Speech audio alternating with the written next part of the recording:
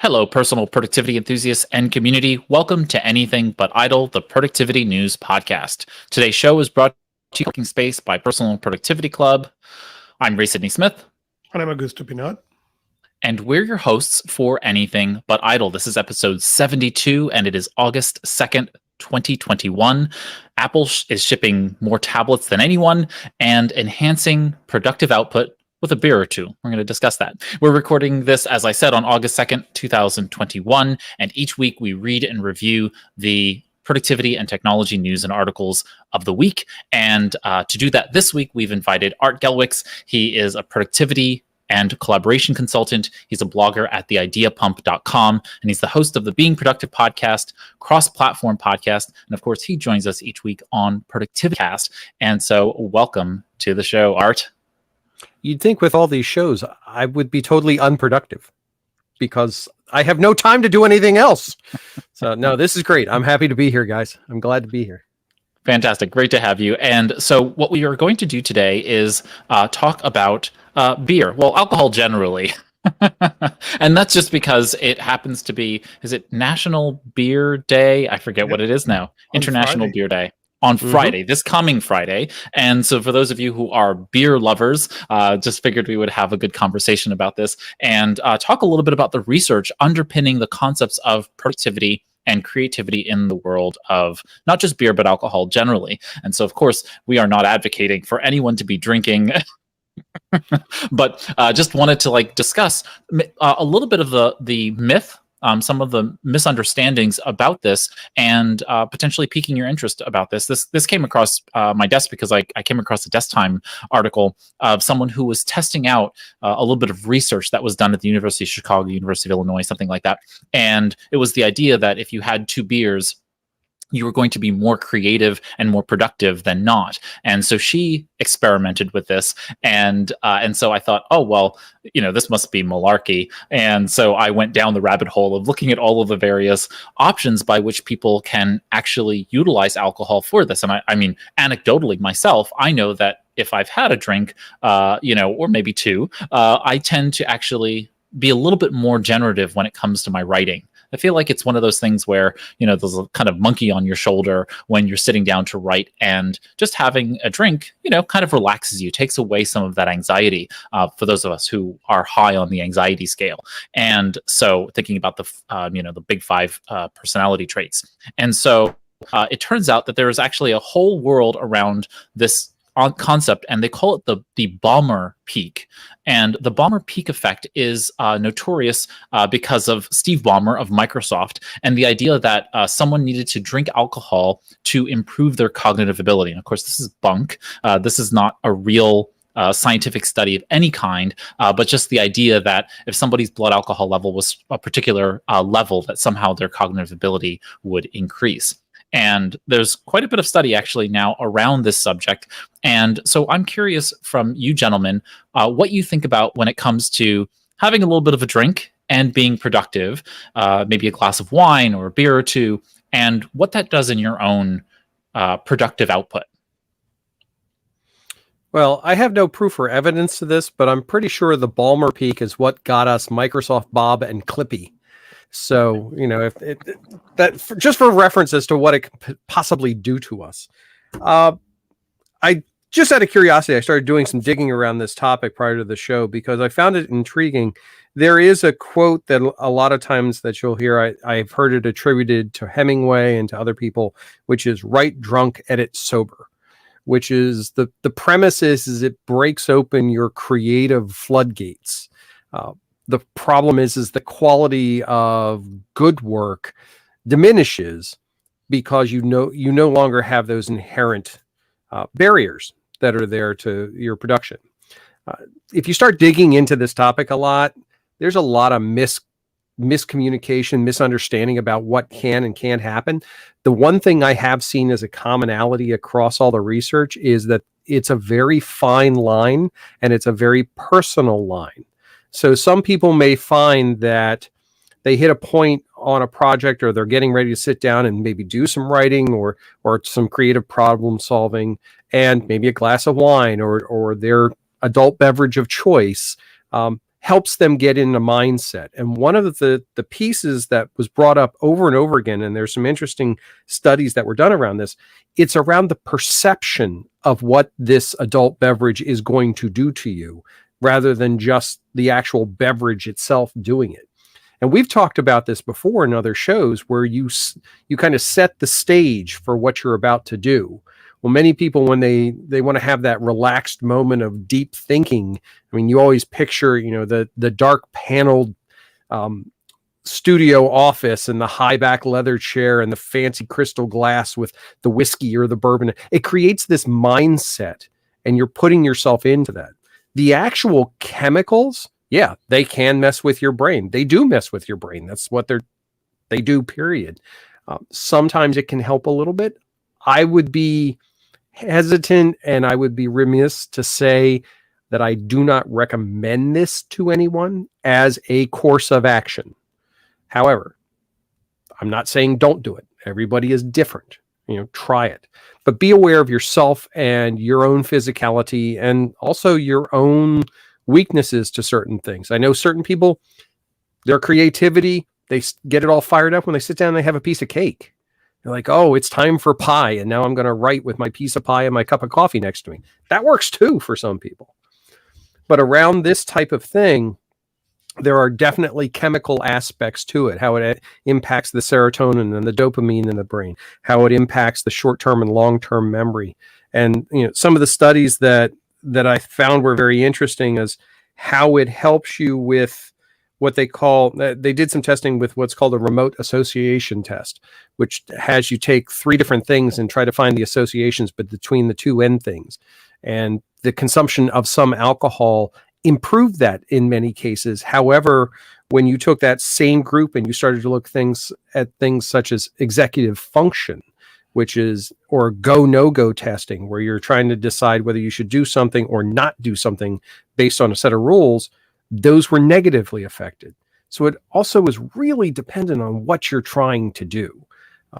I don't want to discourage anybody from, if they're comfortable with consuming their adult beverage of choice, try it. Have something with you, see what the reaction is, but observe also, and all things in moderation, just to be clear. Including if you're a blacksmith, I don't think you should be operating. No, there are certain heavy machinery. Yeah, there are certain creative aspects that I don't know that this would be a good idea, period. But it is really important to understand not only the physiological aspects, like you could change the entire dynamic as to whether or not you had your beverage of choice with a slice of pizza or on an empty stomach. That dynamic is totally different, and the impact physiologically on you is totally different. You could get into a habit of saying, hey, I'm going to have a glass of wine or I'm going to have a beer when I sit down and write in the evening, and have to understand that is going to have an impact on your sleep, which will have a cumulative impact on your productivity over time. So these are all interconnected pieces. And anytime we fool around with our biochemistry, it can be beneficial, but it can also be equally detrimental if we're not careful and cognizant of what we're doing. Yeah, and I think you make a good point. I'm a bad example in that, and on the sense that I drink so little that I, when I got married, I think it was one of the first Christmas, my mother-in-law got me a tequila bottle with my initials, and the tequila shots with my initials are really beautiful thing. And my dad came the summer after, and he was horrified. What do you mean you have not filled them up? No, it's a beautiful bottle. I have it empty. So he took me to the liquor store. What you drink? Nothing. That's hence the reason that it is empty. Pick something. So I picked something, and so we filled them up. He left for the trip, came back the next summer, and the bottle was 3/4 full. He could not believe it was the same bottle. But it's an interesting dilemma. I mean, I just came back from a short vacation in New York wine country, and you go through and you have your activities, and you do wine tastings and you do beer tastings and things like that, and you can feel the physiological effects build during the course of the day as you visit various places. And I think I would have to be if I did this intentionally, I think I would always have a doubt as to the outcome. So taking that quote of, write drunk and edit sober, absolutely, I think is critical. I don't know that I would want to do anything that requires process-focused activity with this as a complicating factor in it. Yeah. All right. I think we've talked enough about drinking and being productive, but I think it's really interesting topic, and I think it's certainly something people should keep in mind. Certainly, knowing your limits, knowing how it can potentially affect you, and looking at ways in which it can actually help you be more productive in some modalities. And so, with that, let us get into our stories this week. We talk about the tech news up front, then we talk about the productivity articles on the back end. And so, Augusto, what is our first story this week?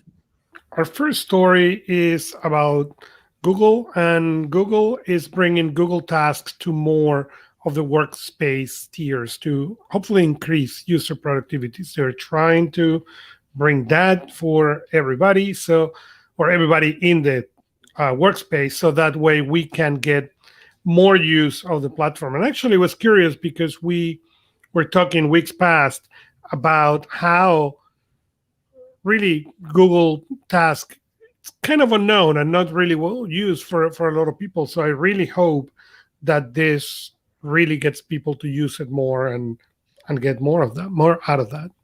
Yeah, I think we were having the discussion. You said you didn't really know anyone who utilized it. I still don't know. But I actually use Google Tasks in a light fashion in Google Calendar. There would be times when I do want to just capture something that I'm going to do in the next 15 minutes. It's kind of a scratch pad for me. But because one, I'm the Google Small Business Advisor for Productivity, I see a lot of people who are utilizing Google Workspace in a business context. So I know quite a number of people, clients or otherwise, who do use Google Tasks, and it's far more robust than I think people give it credit for. But its greatest capability is that it's caked into everything, and we talked about that in the last episode as well. So just keep that in mind, that if you're really looking for something highly bound to the Google experience, Google Tasks is going to really serve you well. Plus, with the Google Tasks app, and as well as utilizing other applications that actually add more features on top of Google Tasks, you actually get a more robust environment for being able to manage those things. Plus, it integrates with a lot of new tools, and that's been really interesting for me to see it tied to other applications and bring that into its interface, which has been really nice. Well, our next news is that Kickstarter piece of software called ECBC, and their tag is Reimagine Task Management. It's still in Kickstarter, so they have a minimum viable according to what the story that they said, but it was really interesting. I like to see new players in the market, new people who come and is trying to envision how to do this better. Are this going to be a game changer? We will see. Hopefully they can make their Kickstarter campaign. They are still 6 more days to go as the time of this show, and they still have some money to go. They're around 30% of their goal at the time we are recording, but I hope they can. And if they cannot do it that way, I hope they find, the people to back the project up and get it. It seems interesting. It seems that they're trying to organize in a different way and make it effective for people. They seems to have considered already mobile as an important part of their elements. That, again, I believe that mobile is the future of task management. So those platforms that really don't work well, I have issues with. Yeah, I like the platform. From what I saw in the various, marketing materials, promotional materials, I think that, the component of adding the Google Assistant as well as Alexa support and otherwise, I think, those are in their stretch goals. I think they really need to get there faster than just stretch goals. Yeah. But that's an almost a non-starter for me in that sense. So I hope they do get there. And they argued a good point in their Kickstarter page, which is that a lot of the task managers that are out there are highly opinionated, and they're looking to give you a great deal of flexibility. Now, my big concern there, if they're listening, is that you create a lot of technical debt when you give a lot of options on the front end of a piece of software like a task manager. And the best task managers are ones that make the front end incredibly elegant in its simplicity while giving lots of features under the hood.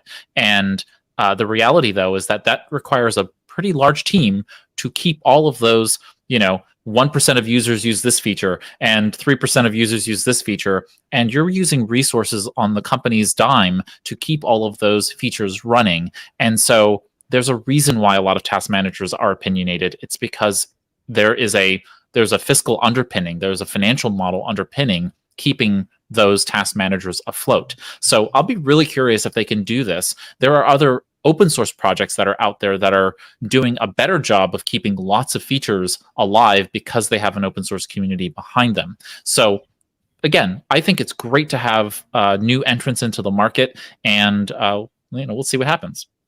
Yeah, technical debt is the death knell for so many good applications, and it's a challenge for any size organization. I mean, perfect example of that is Microsoft Windows. I mean, that sucker lives with technical debt. It is built with technical debt. And you look at smaller applications with smaller pools of developers, it's tough. So if they can get off the ground on the right foot and say, okay, we're going to control this in the right way, we're going to put the right features in, and we're going to take out features we don't need so that we can keep developing the good ones, they may do well. So it's always good to see another player in the field. Absolutely. Google Board, Gboard, its clipboard is getting suggestions and are getting smarter and better. So it's starting to get the ability to identify, oh, this is a link. Oh, this should be a calendar. Oh, this should be a phone number. So it's getting better and better at identifying what the data that you are copying and pasting is. And that just make phones and tablets more powerful. So this is exciting. It's the more the phone can, or the tablet can figure it out, these things to make you more effective, the better it is. So, yeah, it's amazing how people don't make the connection that the most part of the phone interface is the keyboard. We always talk about the UI and and all those things, and that's great. But any input that you have to provide, there's only two ways you're putting it in. Well, technically three, but there's two. You're typing it in or you're talking it in. And when you have apps like Gboard in there that can handle both, any improvements in that will streamline getting your information in and getting it back. I've been incredibly impressed with Gboard and its development over time, purely because I have used Gboard across both Android and iOS, and that has allowed me to have, personal dictionary items, being able to swipe and type using the same keyboard, using my Google voice, that is my voice to dictate, and all of those kinds of things, all in a uniform way.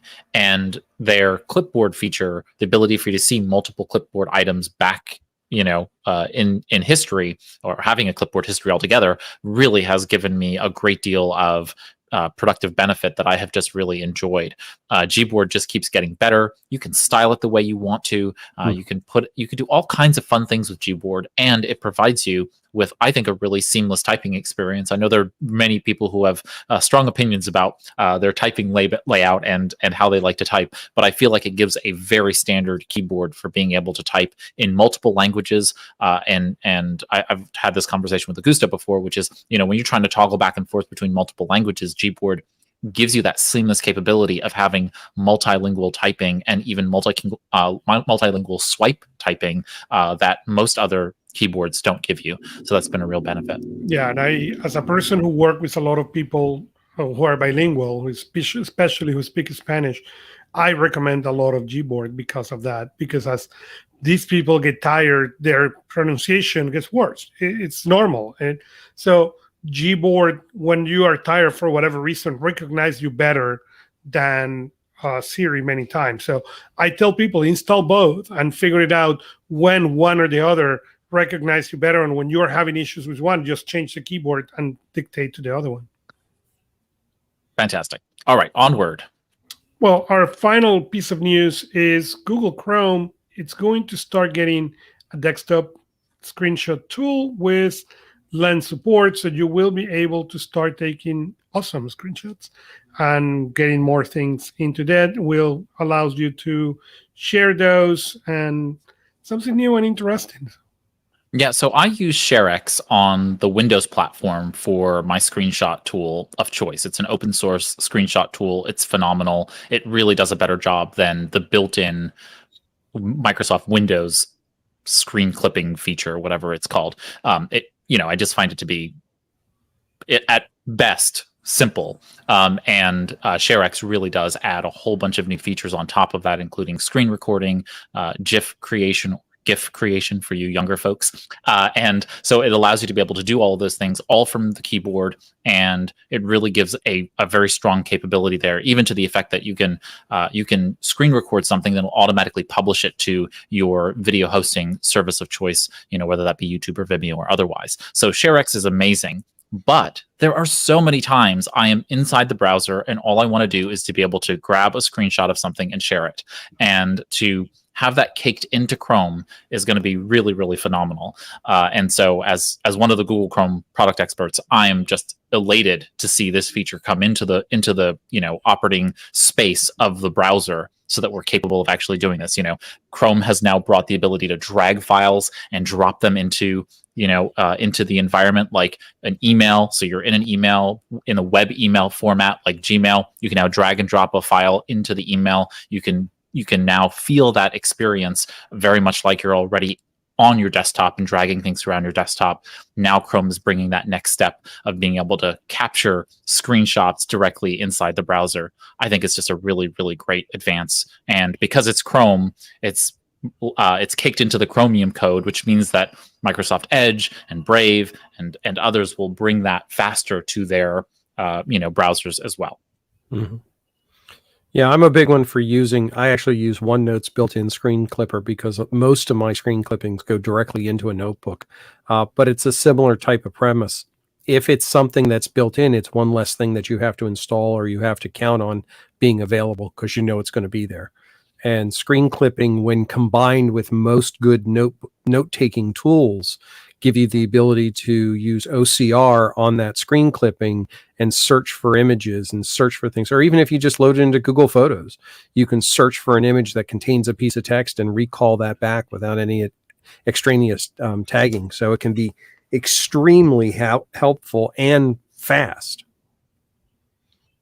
Yeah, and I see the benefit of this on Chrome OS as well, as as we see more and more of those screen clipping features on Chrome OS get more stable and better, then the combination between the browser and the OS will be that much better as well. So all good stuff there. All right. With that, we are going to go ahead and take a word from our sponsor this week, Co-working Space by Personal Productivity Club. And then when we get back, we're going to cover the productivity articles for this week. We're going to do our new tools of the week, and then our featured story talking about Apple and how many devices they are just pumping out in the world. All right, we'll see you after the break. While working in person may be normal for you, it's unlikely your coworkers are as interested in being productive as you are. Or working remotely or from home can be isolating. And there's something powerful about being with productive people, even virtually, that helps you be more engaged. If a flavor of these sounds familiar, Co-working Space by Personal Productivity Club is for you. Co-working Space is a virtual work community designed to help members be more effective and efficient in their work and personal lives.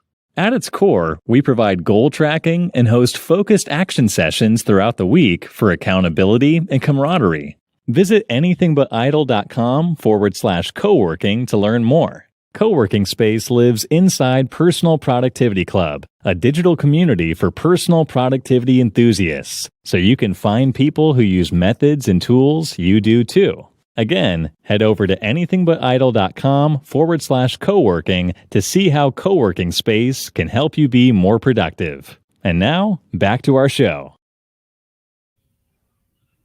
Welcome back, everybody, to Anything But Idle. I'm Ray Sidney-Smith with Augusto Pinaud, and of course joined by Art Gelwicks today for this episode. And we are going to be now heading into our productivity articles this week. And so with that, Augusto, what is our first productivity article this week? Oh, the first one was a little jewel from The Atlantic, and it's titled, Why Managers Fear a Remote Work Future.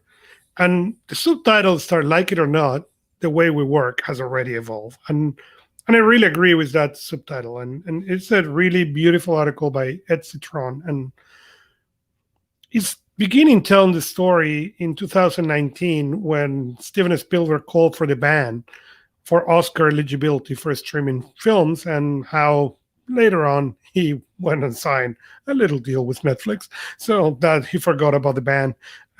But there are many points that this article brings. One of the points that it brings is one of the things that this pandemic and working from home has shown us is inefficiencies that we have, and has pinpointed many processes that are not needed. And change is difficult, and fear of losing some of those, or even worse, why we never changed this 10 years ago, is things that are coming now into the thing. So instead of let's change and work in our culture and work in our teams, why we don't eliminate this and go back to normal? With the Delta variant, what we are seeing is some of these organizations that already start coming in are backing off, or now are going, okay, you can come to the office, but you need to be mask off. You cannot be, you need to keep the distance. So it's disrupting work more than what people was doing now well at home. At least that's what I'm seeing with some of my clients. So where is this going to go? I don't know, but I really like the fear component on this article. It boggles my mind, because the one thing that nobody is really talking about the fact is that this whole sequence of events has brought to everyone's vision how dysfunctional our organizations actually are, and how dysfunctionally they are structured, how dysfunctionally they are managed, and how the management structures that we have are counting on this dysfunction to continue to be able to operate.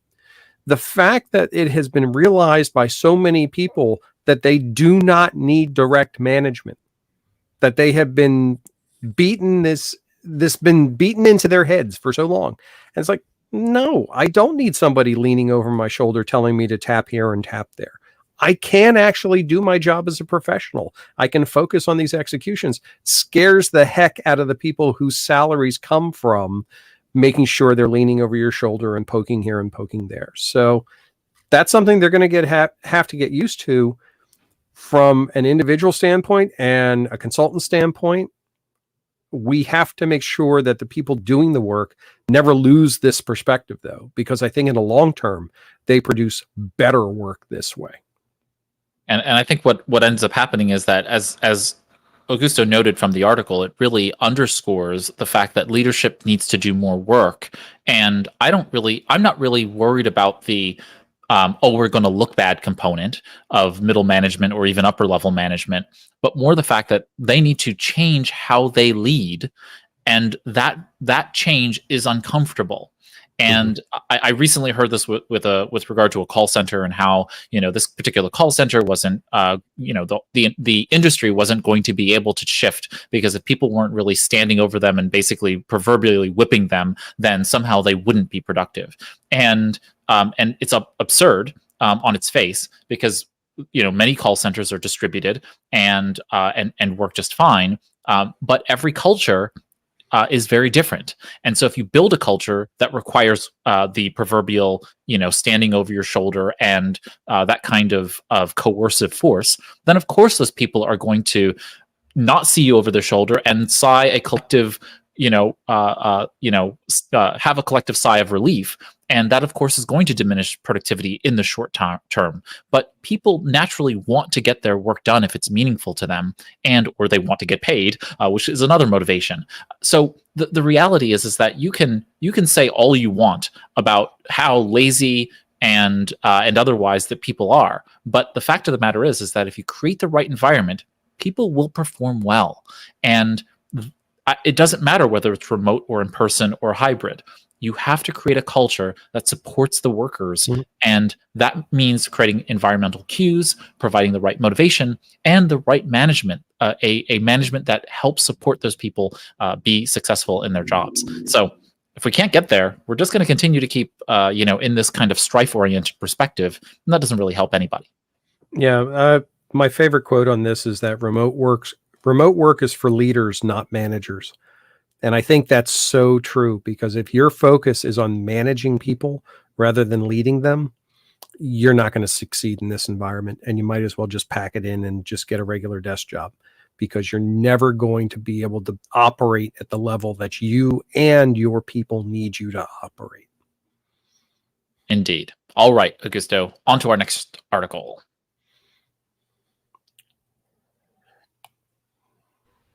Our next article is from TechRound UK, and its title is Notification Overload Reducing Your Productivity? And you don't need to read the article. The answer is yes. As from my perspective, you can read the article, but it talks about 2/3 of employees in the UK have admitted that they have so many distractions with notifications during the work time that they are holding them back for productivity. I don't know what are the numbers, the statistics anymore, but I remember years ago, the statistics was that you get interrupted every 30 seconds. I'm going to guess it's now every 10 or less. And it is really, really hard, if not impossible, to do meaningful, focused work if every 10 seconds you are getting distracted. You can't think. Okay, I have little kids. I work at home, and there are days that come in it feels like every second. Okay, that, and you really want to change your name to see if they okay. But it's important to understand where are these notifications and which ones are really relevant and which ones are not, and be conscious of which ones are useful and which ones we don't. On iOS 15 coming in the fall, one of the changes they did that is really interesting is you will be able now to change or create profiles to those notifications. So you will be able to say, now I'm at work, so reduce all my gaming notification or my personal email notification. And okay, I'm going to reduce everybody's notification except this group of people, or okay, now you can open them all. And I think solutions like that will help people if they come and really assess what are the notifications they're getting and how much these notifications are really allowing them to move forward. Yeah, so I highly recommend people look at Apple Shortcuts, look at the new iOS 15, and see how various context-based triggers can change your notification options for the better, meaning less or more appropriate for that situation.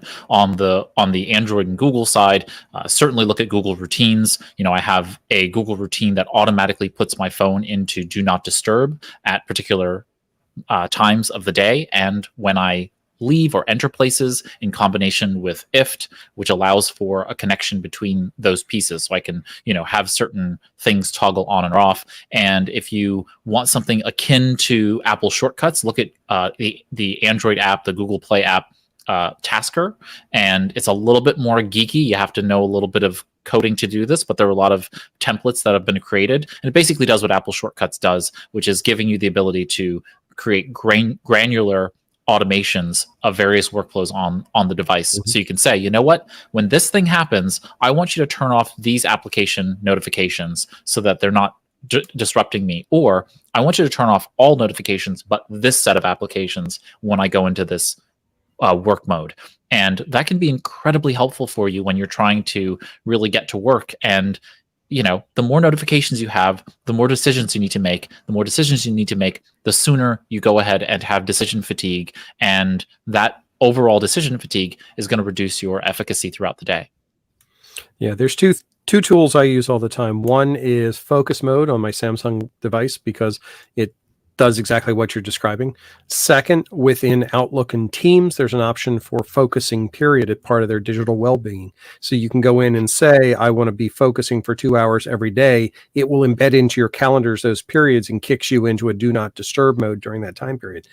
But for making any of this work, you have to give yourself permission to not respond to a notification, and you have to tell people you will not be responding to things during these periods. If I'm sitting there writing code for the next couple of hours, I'm going to say, look, I'm going to be writing this afternoon.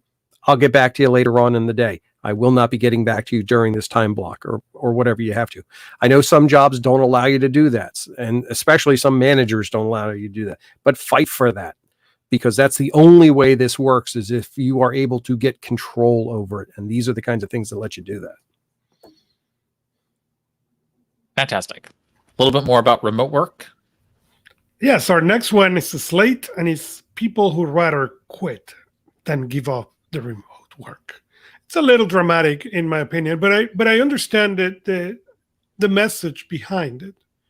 Okay, but I don't think it has necessarily to do with remote work. It has to do with what people have discovered into this pandemic about their quality of life and other things. It's, one of the examples they put is, oh, well, if the company made me go, I discovered I was 27 days a year driving.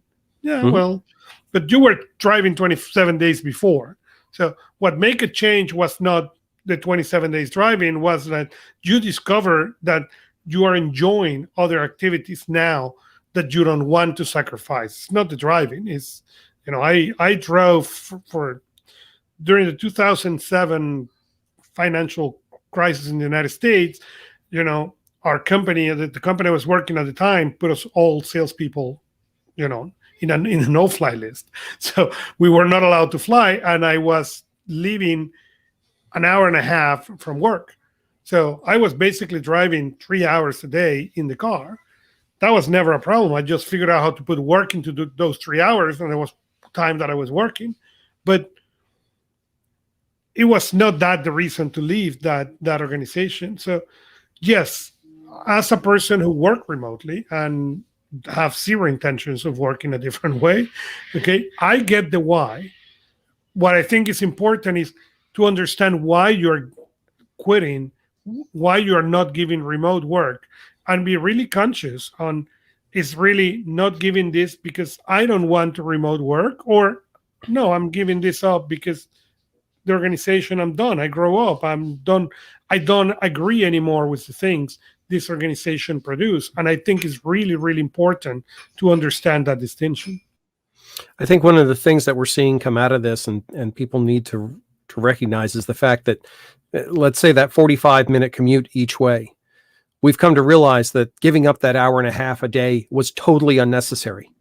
There was absolutely no benefit for us cashing in that time that we were not being paid for, time that we were getting expensed for, that we were incurring costs on our vehicles and our wherewithal, and in many cases, quality of life, that it was totally unnecessary. And that, I think, is when we have organizations turn around and say, okay, now you have to come back in the office. Why? You have not proven to me any value for me being physically present. And that's one of the things I've had numerous conversations with people where they've gotten into this dilemma of like, oh, they're calling me back in part-time. I'm like, then question them. Question, what is the physical presence of you being there going to contribute that you can't do in a remote location? Now, this digs into this whole conversation about changing pay rates because of remote and things like that. That's a whole show I'll do myself. But this basic thing, they've got to prove their worth now. And I think that's what's driving them nuts. You need to invite me to that show, please. Oh yeah, I'm going to start doing shows where we have nothing but everybody on soapboxes. So, hey, I'm in. Right. If you do the Soapbox podcast, I'm in. Okay, there we go. I'll just change mine around. That's all. All right. Our last productivity article this week, Augusto. Our last productivity article comes from Scott Young and is the 10 best tools to stay mentally sharp at work. And I enjoy reading Scott, and he basically go into 10 tips. Take smart breaks, wean yourself of your phone, shift to meta task, apply the Jurgens-Dodson law, that is the simple versus the complex, and how you spend time into things, set a specifically achievable short-term targets, cultivate interruption-free environments, jam your quitting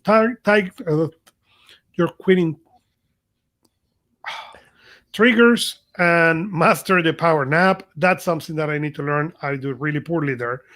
Minimize the mental overhead, and finally, don't play the polar bear game. And the polar bear game, I really laugh at the end of the article. When the rules are simple, don't think about polar bears. Ready? Go. And we all do that. Okay. Oh, I'm stressed. Well, yes, the stress level is going to go up. Oh, I'm never going to finish today. Well, yeah, guess what?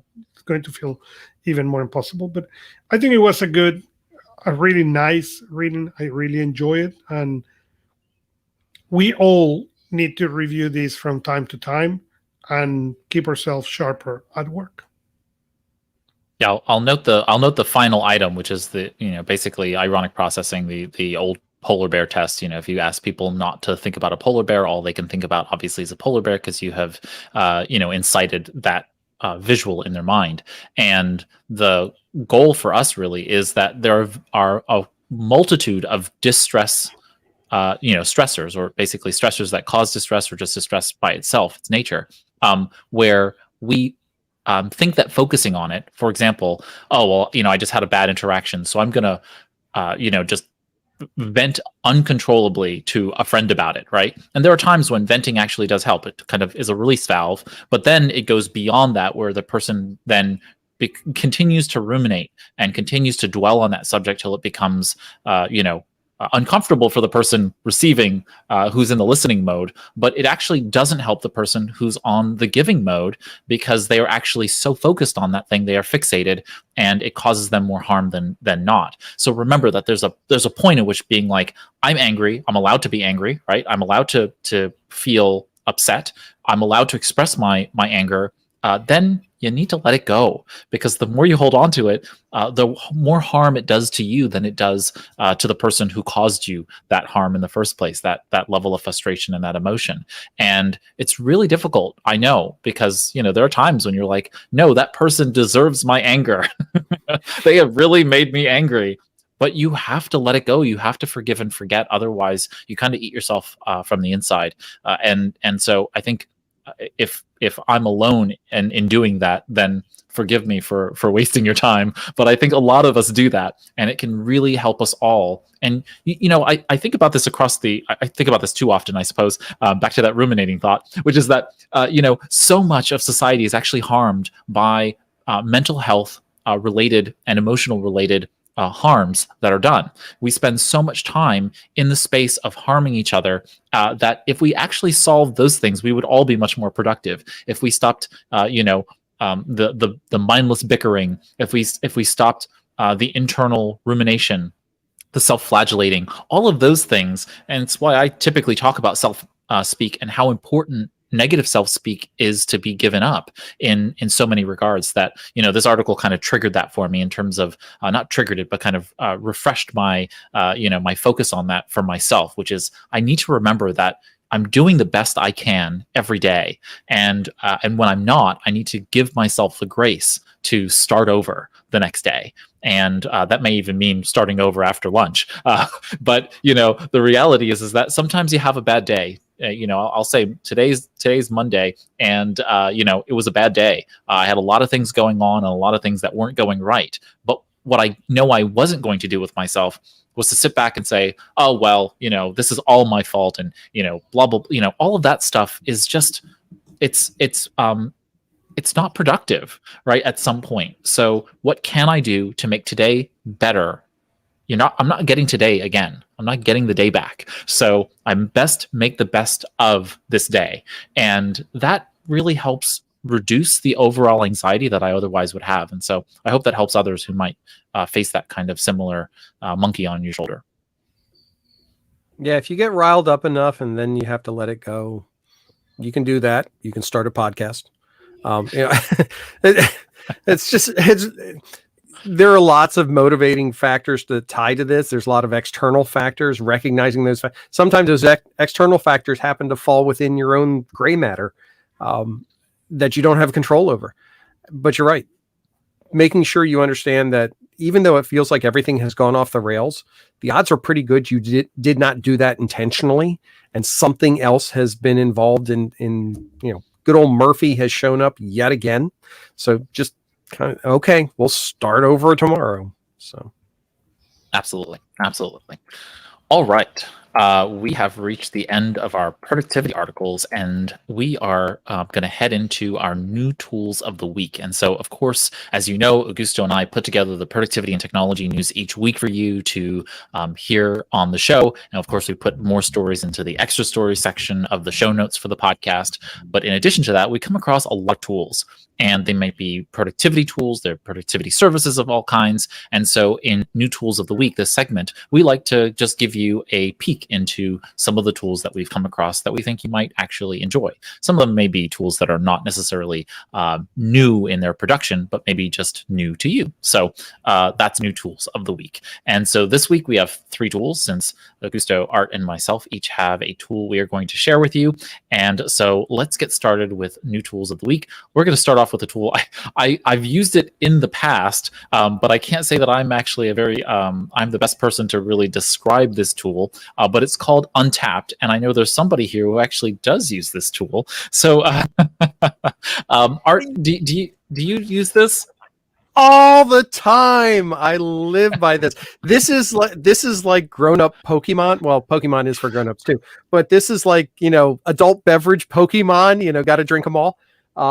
It's ironic that you're sharing this because, like I said, I just took a trip up to wine country, and I was, trying this beer and trying that beer and trying this cider, and every one of them gets logged in there. The badges go in there. The gamification's great in this. It's a nice, smooth interface.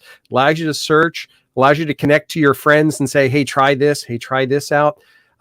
It's a great way to kind of dig into this idea of enjoying these things, not so much I'm going to drink 18 cases of this thing, but finding new things and exploring flavors and sharing those pieces. And they have, and this is the geek in me, they have a great collection of badges that you can collect as you go through and you log in, and the number of local craft breweries and things like that. So if you're anyone into brewed beverages, not so much wine, because wine isn't really in this, but ciders and beers, meads, absolutely. This is the app, and many local restaurants will indicate find us on Untapped.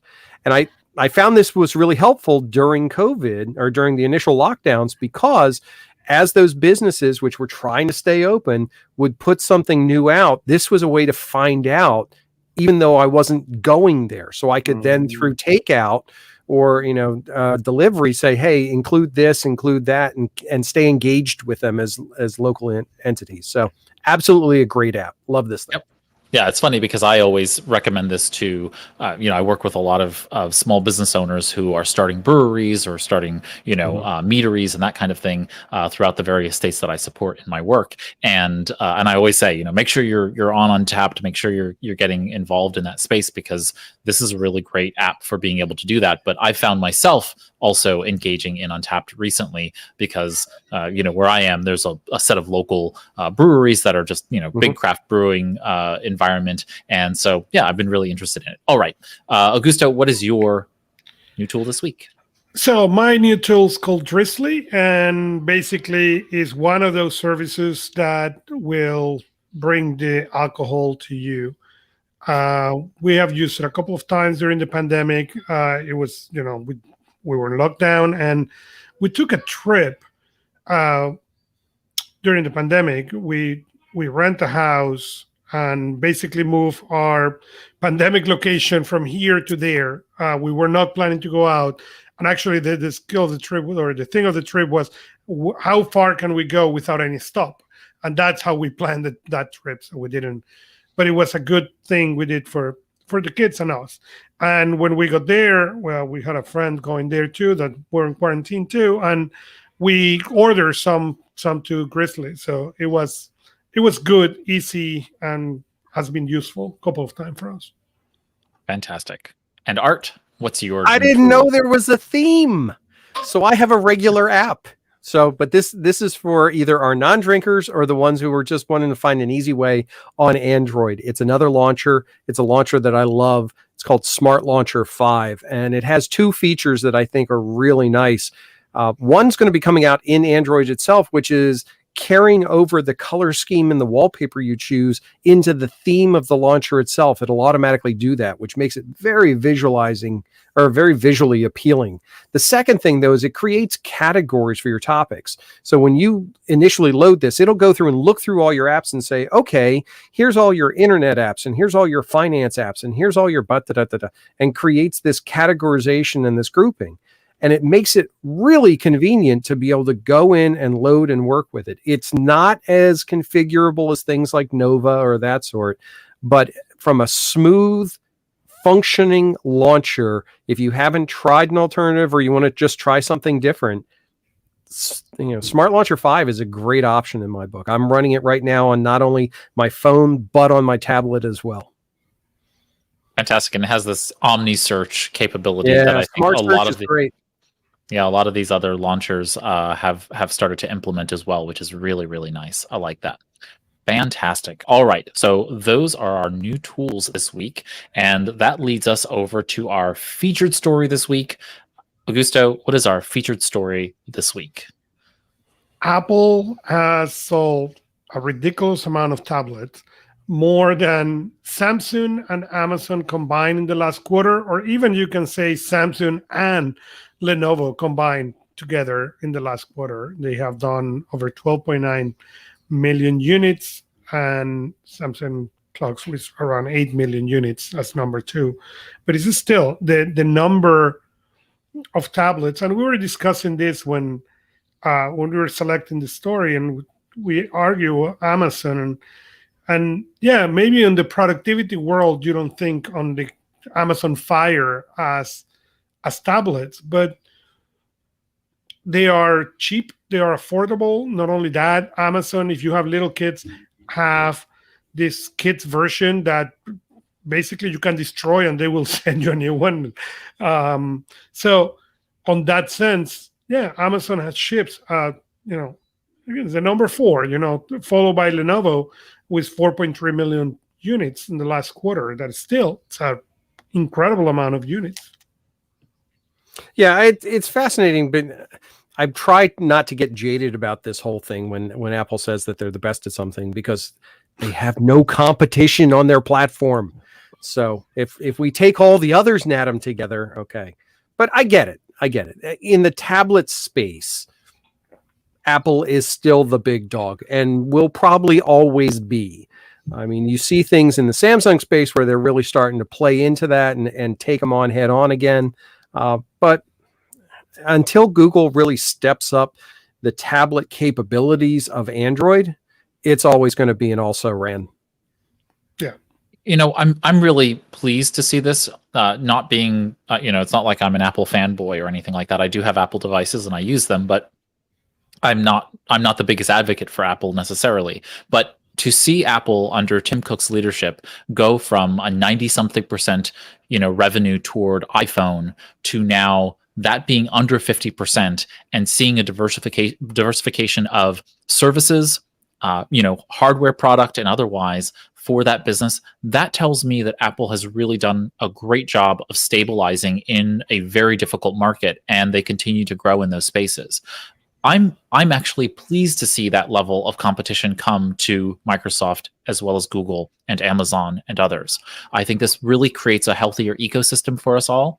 I'm concerned about the fact that Samsung is basically the next dominant player in this market. It looks like Samsung and then Lenovo and then Amazon. I feel like at the very least we should have had some level of other stronger parties like I don't know. There's something in my mind that feels like yeah, I just feel like Samsung is the Apple of the non-iOS world, right? And so They are.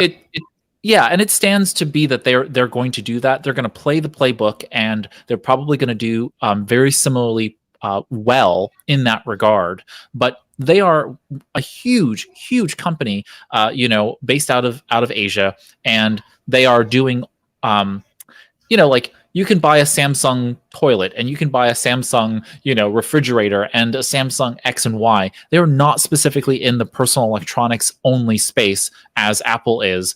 And I would have rather see someone who was purely in that market be the next best.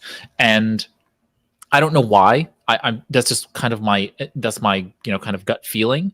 And I have nothing against Samsung. I think they actually make solid products, and I'm if Google doesn't put out a Pixel Watch this year, so help me, Google. They may not.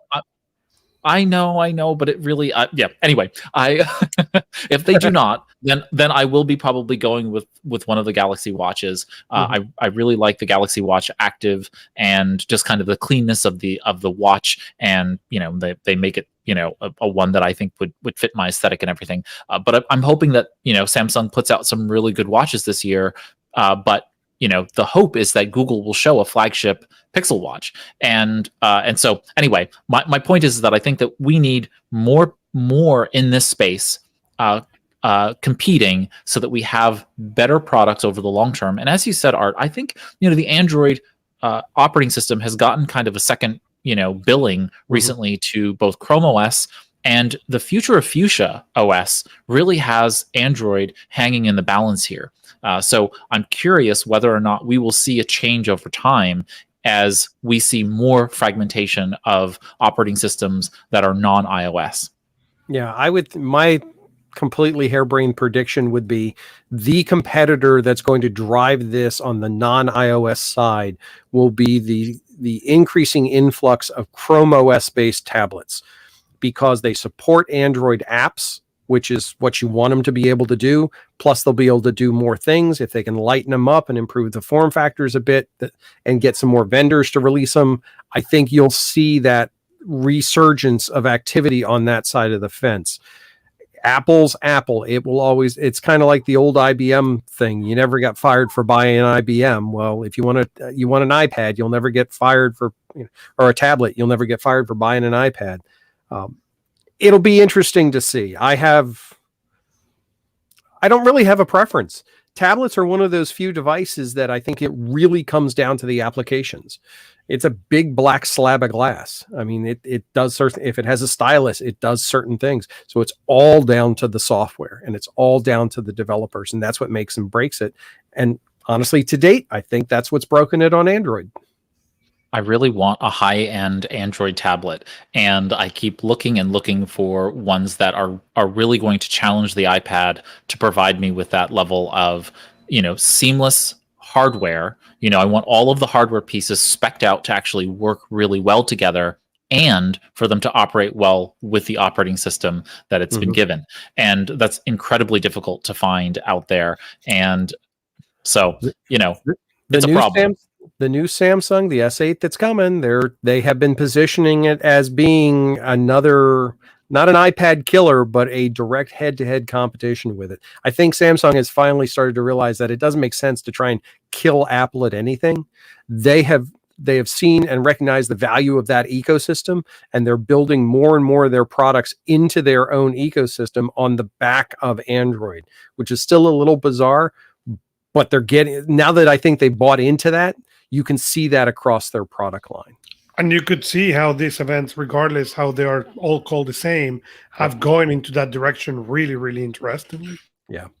Yeah, no, I definitely seen TM Rowe look at Tim Cook and what they've been doing and say, we can be that. We can do this, especially in the US and luxury Asian markets. And so if they can get every Singaporean and every Korean and every Chinese, elite to buy into the Samsung ecosystem, then they've got a really strong, profitable market ahead of them. And I actually appreciate what Samsung is doing with regard to Android and their partnership with Microsoft and Intel in saying, you know what, we want to create an ecosystem where you just feel like these tools just work together so well. That's not. Go ahead.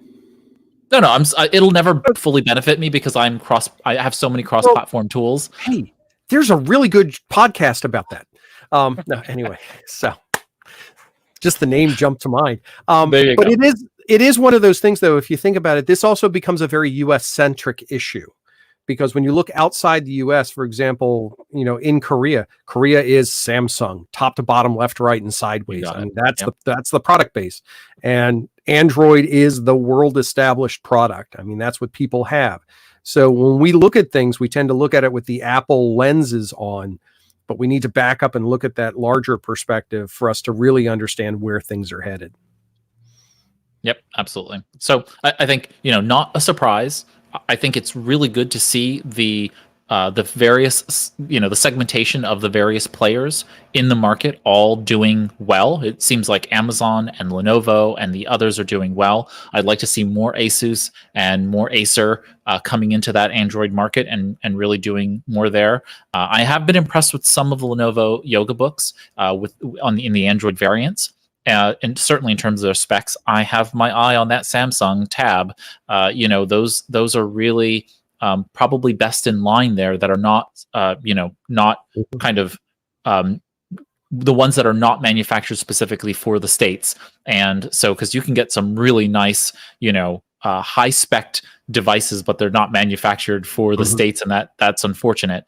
But so I'm really looking forward to seeing some of those come to the US market. And man, yeah, I continue to keep rustling over, Galaxy Book 360 Pro or whatever it's called from Samsung, and whether or not that starts to tie me into or forcing me into getting, say, an S21 Plus or whatever the latest, Samsung Galaxy is, and whether that would actually be beneficial, especially if I go to the Samsung Galaxy Watch line, and so these things really, impact each other. I think I'm fairly wedded to the Google Pixel line, so I'm unlikely to give up my phone to it. But maybe it could be a second phone. I'll use my work phone for that purpose. So I can see where people get flummoxed in all of this, and the hope is that we start to see more and more integration of these tools so that you don't lose functionality just because you have to go to another OEM for the hardware, because all I care about is the really high end hardware. I want it to be able to last for a good amount of time and to perform well. All right, any other thoughts before we close out? No, we have some announcements. First is a security update on Google Drive, and we thank Dr. Frank Buck for sending us the email, letting us all about it. And the second thing is, so hold on a second. Hold on a second. So folks are going to, or you should be receiving, a security update alert in Google Drive. There is nothing wrong with Google Drive. The security update is just telling you that certain links that you have shared over the years may disconnect access to people who had access to it before. So when they click on it again, they may have to ask you to regain access to it. That's all that it's saying. There is no inherent security flaw or anything like that. They're just basically increasing security, and by virtue of doing that, it is disconnecting some people who may have had access before. Perfect. The second exciting announcement is 1Password, who we have talked here in the show. It's my password management of choice, raised $100 million as the business is growing, and this is exciting. The next one is Automatic, that is the WordPress owner as well as Tumblr owner, has bought Day One. They bought a couple months back, and now they did Pocket Cast, so they are really, getting in there. And the last one is X.AI. The standalone scheduling tool, sadly, is shutting down. So you can find the links to read the articles and more information, as well as other articles that did not make it to the cut of the show. Fantastic. All right. We have reached the end of our show, and so that means we've got to let you go, Art. Where can folks go ahead and keep up to date with all that you're doing out there in the world? Just come over and find me at the Idea Pump. That will lead you to all places I wander, and anything you want to talk to. And if you're an Untapped user and you want, go ping me there. I'll share my name. We can share brews and ciders and other adult beverages of choice. I will definitely be connecting with Art on that one because I want to get my Untapped going there. So thank you, as always, Art, for joining us here on Anything But Idle. Thank you, Art. All right, Augusto. Then there were us. They were two. If those of you who don't know, Augusto puts in a lot of work behind the scenes to make Anything But Idle happen every week. And so thank you, Augusto, for helping put together the show. It is my pleasure, always and every week. All right, everybody. That brings us to the end of the show. If you have any announcements or other stories that you might want to help us, collaborate in collating for us, feel free to head over to our contact page on anythingbutidle.com. You can go ahead and fill out the contact form, and that'll alert us of those stories. You can also tweet or DM us stories on Twitter at anythingbutidle, and then you can always comment or question on any episode page. We'll be able to capture those items there at anythingbutidle.com. While you're on anythingbutidle.com, for each episode, for example, this is episode 72. So if you type in anythingbutidle.com/072, you'll be taken to the episode page for episode 72. And there you will find the embedded video of our show, the audio, and how to subscribe, all that fun stuff. You'll also see show notes with links to all the stories we discussed, our extra stories, our new tools of the week, and a text transcript. It's available in two different formats. One is readable right there on the page. Just click that read more link, and you'll be able to read it right there while the audio is playing. The other is a download link. You can download as a PDF and then take that offline and listen to it while you are offline. If this is your first time watching the live stream or listening to the podcast, feel free to click the thumbs up icon, subscribe, follow, whatever the terminology is in Apple Podcasts or Google Podcasts or Stitcher or otherwise. Feel free to follow along and get episodes whenever we release them or go live. And thank you all for joining us for Anything But Idle. We'll see you all next time. Here's to your productive life.